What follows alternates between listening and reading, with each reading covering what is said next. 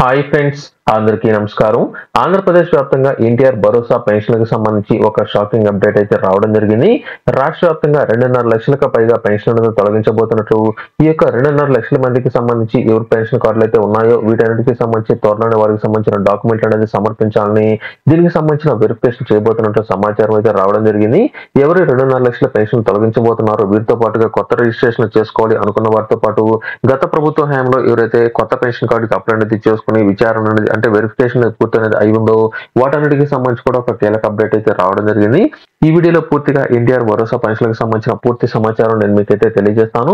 ఈ యొక్క వీడియోలో తప్పనిసరిగా ప్రతి పాయింట్ నేను మీకు క్లియర్ గా ఎక్స్ప్లెనేషన్ అనేది ఇవ్వడం జరుగుతుంది. అలాగే 50 సంవత్సరాల పెన్షన్లకు సంబంధించి కూడా తప్పనిసరిగా వీడియోని చివరి వరకు చూడండి. ఎవరు ఫార్వర్డ్ లేదా స్కిప్పింగ్ అనేది మీరైతే చేయవద్దు. తప్పనిసరిగా viral works YouTube channel subscribe చేయడం కూడా మర్చిపోవద్దు.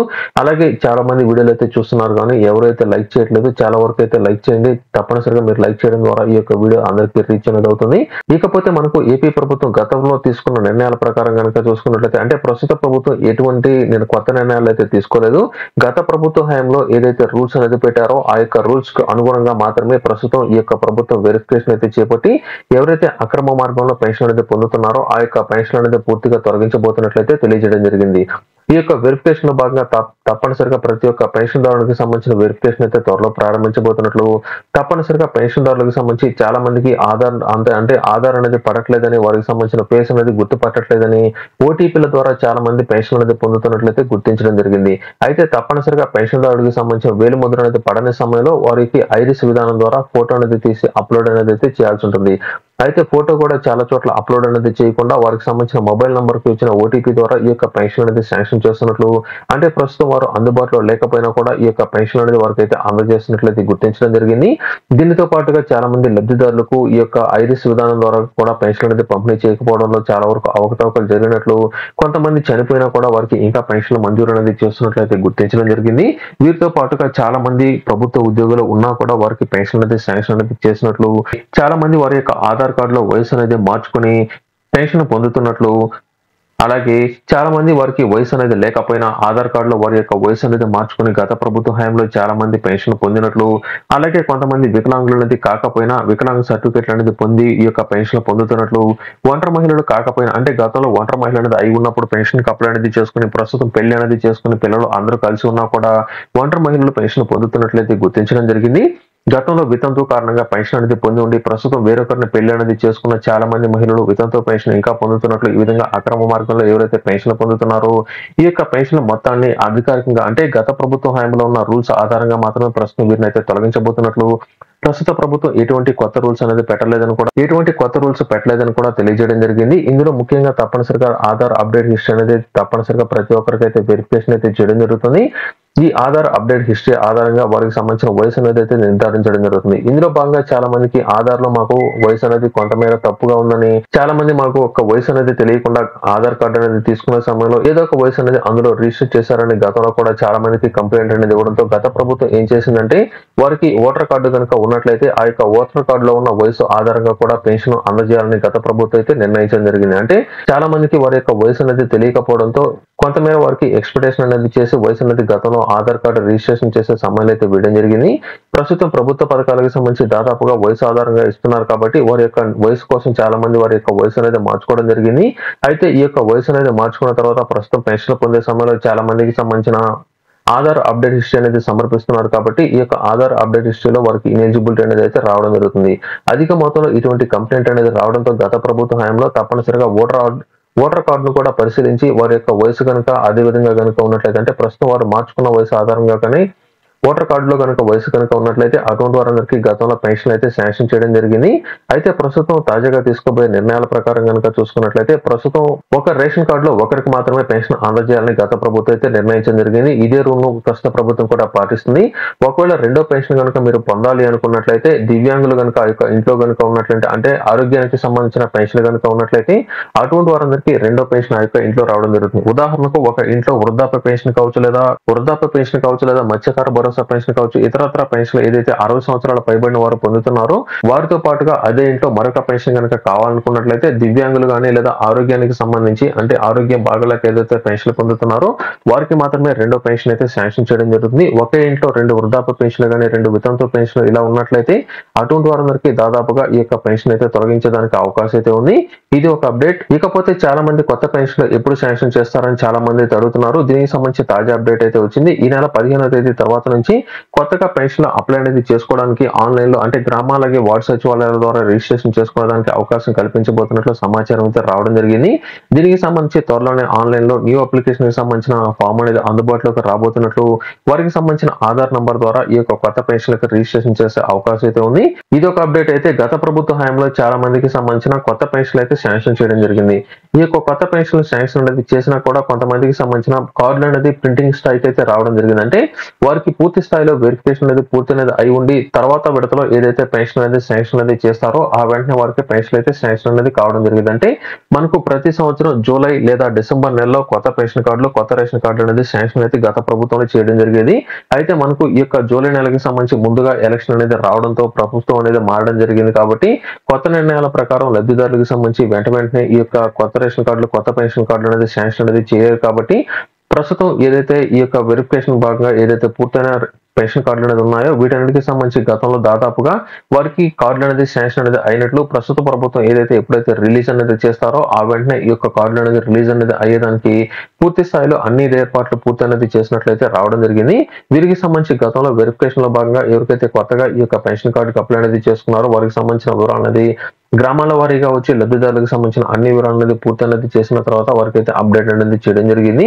అలాగే చాలా మందికి సంబంధించి గత ప్రభుత్వ హయాంలో చనిపోయిన వారికి సంబంధించి కూడా ప్రస్తుతం లిస్ట్ లో ఇంకా పేర్లు అనేది అలాగే ఉన్నట్లయితే గుర్తించడం జరిగింది. వీరందరికీ సంబంధించి డెత్ డిక్లరేషన్ కి సంబంధించి వారు చనిపోయి ఉన్నారా లేదా అంటే ప్రస్తుతం ఈ యొక్క నెలలో కావచ్చు గత ప్రభుత్వ హయాంకి సంబంధించిన పెన్షన్లు కావచ్చు లబ్ధిదారులు చనిపోయి ఉన్నారని సంబంధించి చాలా మంది యొక్క పేర్లు అనేది తొలగించకుండా అలాగే ఉండడంతో లబ్ధిదారులకు సంబంధించి ఈ యొక్క పెన్షన్ అనేది అయితే ప్రస్తుతం అయితే తొలగిస్తున్నారు. అంటే ఎవరైతే చనిపోయి ఉన్నారో ఆ యొక్క పెన్షన్ మొత్తాన్ని అయితే ప్రస్తుతం అయితే ఈ యొక్క నెలలో అయితే తొలగించబోతున్నారు. ఇకపోతే పెన్షన్ దారులకు సంబంధించి మరొక అప్డేట్ ఏంటంటే ప్రస్తుతం పెన్షన్ అనేది వెరిఫికేషన్ అయితే చేస్తున్నారు. కాబట్టి ఈ యొక్క వెరిఫికేషన్ లో భాగంగా లబ్ధిదారులు తప్పనిసరిగా వారికి సంబంధించిన ఆధార్ అప్డేట్ హిస్టరీ అనేది ఆన్లైన్ లో తీసుకుని వచ్చి అంటే ఆ యొక్క నెలకు సంబంధించి అంటే ఈ నెలలో తీసుకున్న ఆధార్ అప్డేట్ హిస్టరీని మీరైతే సమర్పించాల్సి ఉంటుంది. ఈ యొక్క ఆధార్ అప్డేట్ హిస్టరీలో మీ యొక్క వయసు అనేది ఎంత ఉందనే దాన్ని పరిశీలించిన తర్వాత మీ యొక్క పెన్షన్ అయితే కొనసాగించడం జరుగుతుంది. మీరు ఏదైనా సరే ఈ యొక్క ఆధార్ అప్డేట్ హిస్టరీలో మీ యొక్క వయసు అనేది మార్చుకున్నట్లు కనుక గుర్తించినట్లయితే తప్పనిసరిగా మీ మీద చర్యలు తీసుకోవడం కానీ లేకపోతే మీరు పెన్షన్ డబ్బులు అయితే ఇప్పటివరకు ఎంతైతే తీసుకుని ఉన్నారో ఆ యొక్క అమౌంట్ మీ దగ్గర నుంచి అయితే వసూలు అయితే చేయడం జరుగుతుంది.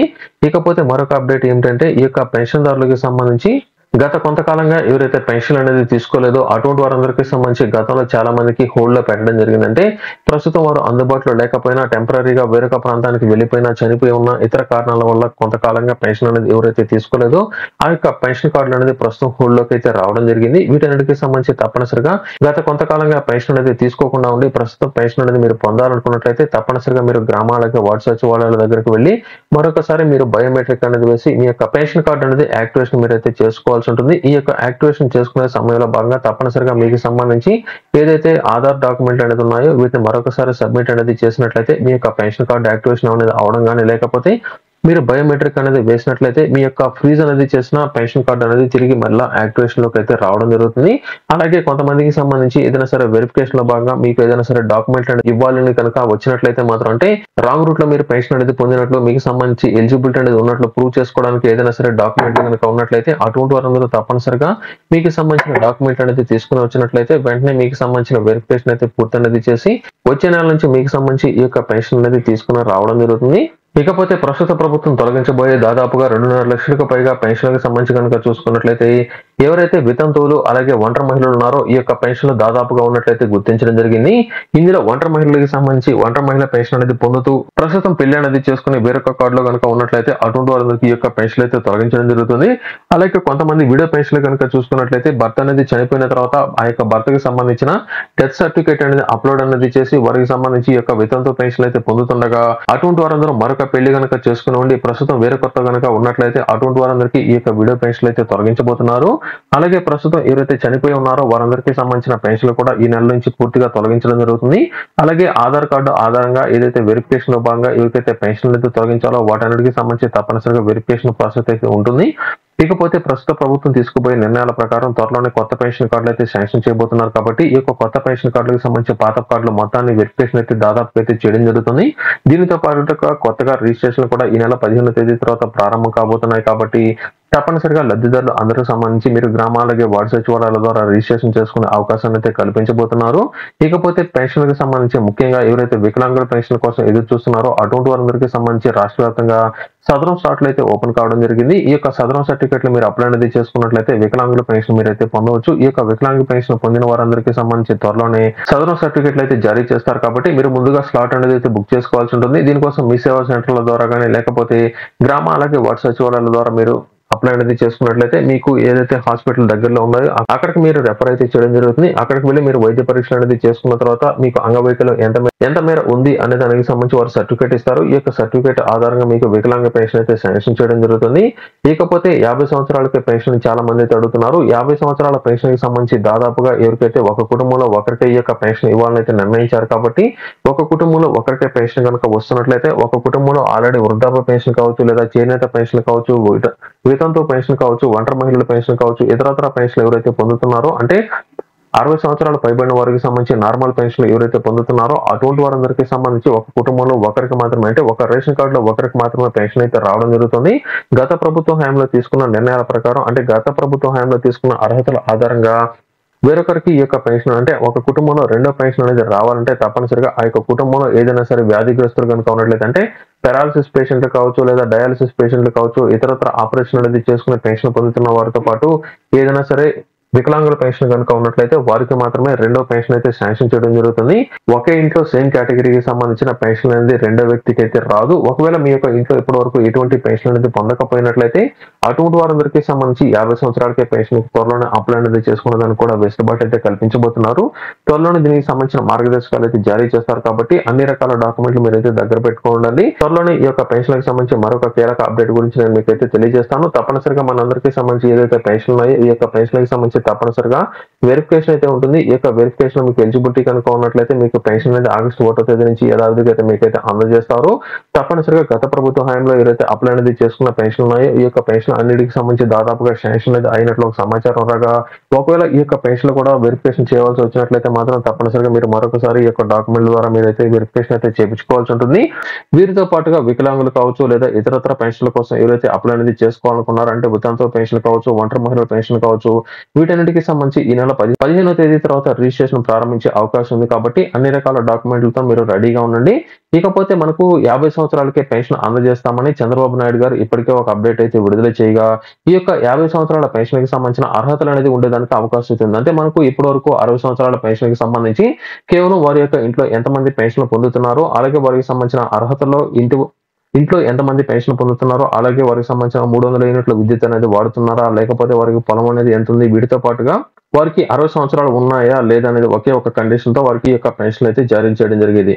అయితే మనకు 50 సంవత్సరాలకే పెన్షన్ అనేది అందజేయాలంటే తప్పనిసరిగా ఆ ఇంట్లో ఎంతమంది పెన్షన్ అనేది పొందుతున్నట్లయితే ఆ యొక్క పెన్షన్ అనేది ఏమిటి అనే దాన్ని అయితే వెంటనే పరిశీలించడం జరుగుతుంది. ఉదాహరణకు మీకు 50 సంవత్సరాలకే పెన్షన్ అనేది పొందాలనుకున్నట్లయితే ఎవరికైతే ఇప్పటికే ఆ యొక్క ఇంట్లో 60 సంవత్సరాలకు సంబంధించిన పెన్షన్ అనేది పొందుతున్నారో వారికి సంబంధించిన వివరాలు అనేది ముందుగా సేకరించడం జరుగుతుంది. ఒకవేళ మీ యొక్క ఇంట్లో ఆల్రెడీ వృద్ధాప్య పెన్షన్ కనుక పొందుతున్నట్లయితే మరొకరికి 50 సంవత్సరాలకి వృద్ధాప్య పెన్షన్ అప్లై అనేది చేసుకోవాలనుకున్నట్లయితే వారికి అనర్హులుగా మిమ్మల్ని అయితే ప్రకటించడం జరుగుతుంది. అంటే ఒకే ఇంట్లో 50 సంవత్సరాల పెన్షన్ అలాగే 60 సంవత్సరాల పెన్షన్ ఇద్దరికీ రాదు. ఒక ఇంట్లో ఒకరికే ఈ యొక్క 60 సంవత్సరాల పెన్షన్ కానీ 50 సంవత్సరాలకే పెన్షన్ మీకైతే రావడం జరుగుతుంది. ఒకవేళ రెండో పెన్షన్ కనుక 50 సంవత్సరాలకి పొందాలనుకున్నట్లయితే వారికి సంబంధించి ఎవరైనా సరే దివ్యాంగులు కావచ్చు లేకపోతే ఒంటరి మహిళలు కావచ్చు ఇతరత్ర కనుక ఉన్నట్లయితే అటువంటి వారందరికీ ఈ యొక్క 50 సంవత్సరాలకే పెన్షన్ మీకైతే రావడం జరుగుతుంది. భార్యాభర్తలు ఇద్దరికి 50 సంవత్సరాల పెన్షన్ అలాగే 60 సంవత్సరాల పెన్షన్ పొందాలనుకున్నట్లయితే ఎవరికి ఈ యొక్క పెన్షన్ అనేది రాకపోవచ్చు. ఇది ప్రస్తుతానికి ఉన్న అప్డేట్. ఒక ఇంట్లో ఒకరికి మాత్రమే 60 సంవత్సరాల పెన్షన్ అనేది వస్తుంది. అలాగే 50 సంవత్సరాల పెన్షన్ పొందాలనుకున్నట్లయితే అది వేరే కేటగిరీకి సంబంధించింది కనుక అయి ఉన్నట్లయితే అంటే వృద్ధాప్య పెన్షన్ అనేది కాకుండా ఏదైనా సరే అంగవైకల్యానికి సంబంధించిన పెన్షన్ కనుక పొందుతున్నట్లయితే అంటే ఒక ఇంట్లో అంగవైకల్యానికి సంబంధించిన పెన్షన్ కావచ్చు లేదా వృద్ధాప్య పెన్షన్ రెండింటి ఇద్దరికైతే రావడం జరుగుతుంది. అంటే ఒకే ఇంట్లో ఒకే రకానికి సంబంధించిన పెన్షన్ అనేది మీకైతే రాకపోవచ్చు. ఇది టోటల్ గా ఈ యొక్క 50 సంవత్సరాల పెన్షన్ కి సంబంధించి ఇది టోటల్ గా ఈ యొక్క ఎన్టీఆర్ భరోసా పెన్షన్ కి సంబంధించి. తప్పనిసరిగా ఈ యొక్క వీడియోను లైక్ చేయడం మాత్రం మర్చిపోవద్దు. అలాగే viral was YouTube channel subscribe చేయండి. ఇలాంటి తాజా అప్డేట్స్ ఎప్పటికప్పుడు నేను మీకు అప్డేట్స్ అయితే ఇస్తూ ఉంటాను.